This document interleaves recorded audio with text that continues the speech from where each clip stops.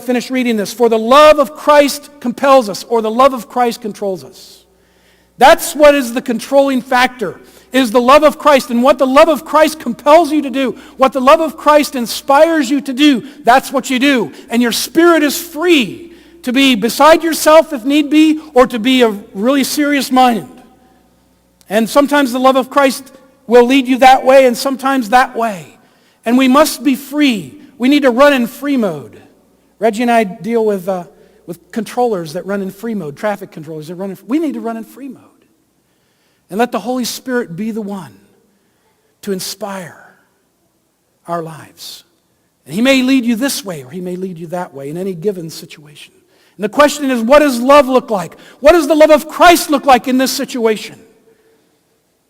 The film clip is a clip from the movie Les Miserables. How many of you have never seen the movie Les Miserables? All right. It's a very, very well-known story written by Victor Hugo.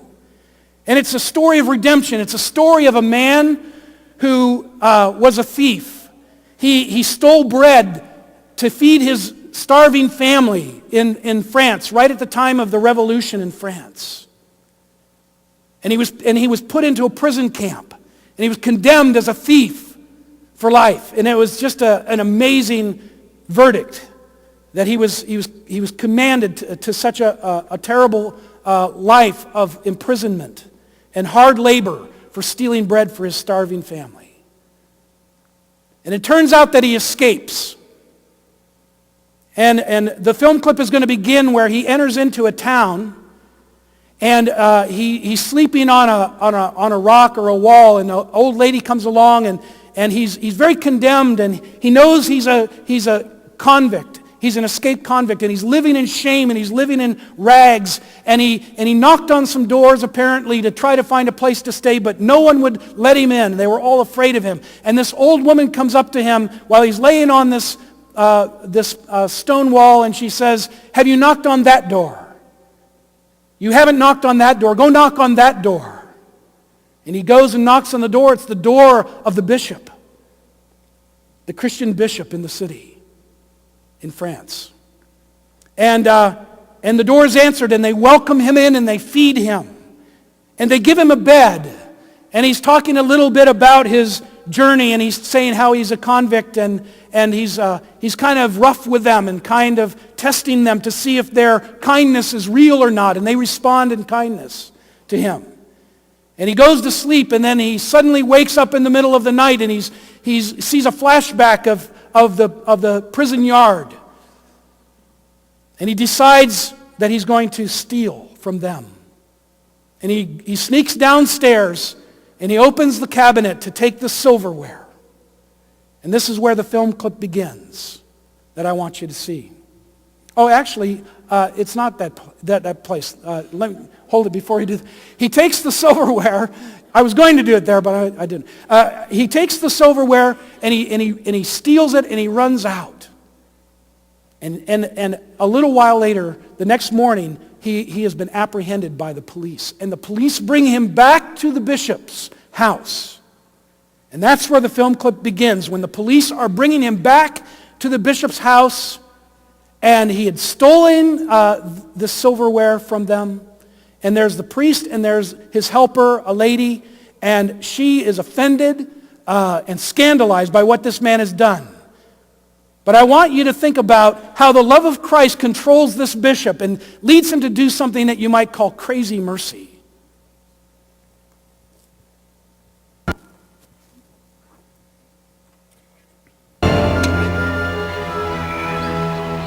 So we'll use wooden spoons. I don't want to hear anything more about it. I'm sorry to disturb you, You caught him. but I had my eye on this man. Oh, thank God. I'm very angry with you, Jean Valjean. What happened to your eye, Monseigneur? Didn't he tell you he was our guest last night? Oh, yes. After we searched his knapsack and found all this silver, he claimed that you gave it to him. Yes. Of course I gave him the silverware. But why didn't you take the candlesticks? That was very foolish. Madame Gillot, fetch the silver candlesticks. They're worth at least 2,000 francs. Why did you leave them? Hurry. Monsieur Valjean has to get going. He's lost a lot of time. Did you forget to take them? Are you saying he told us the truth? Of course. Thank you for bringing him back. I'm very relieved. Release him. You're really letting me go? Didn't you understand the bishop? Madame Gillot, offer these men some wine. They must be thirsty. Thank you.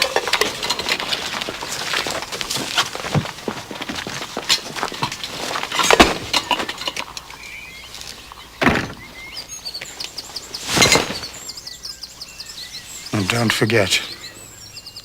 Don't ever forget.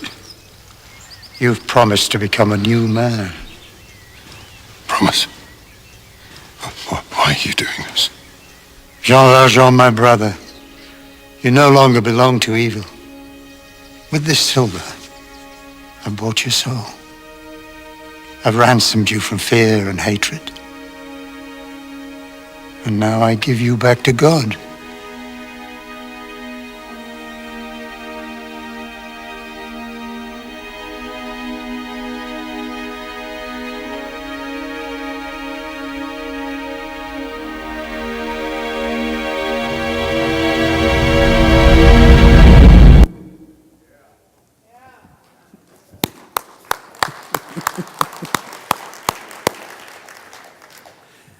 Do you sense the power of God in that encounter?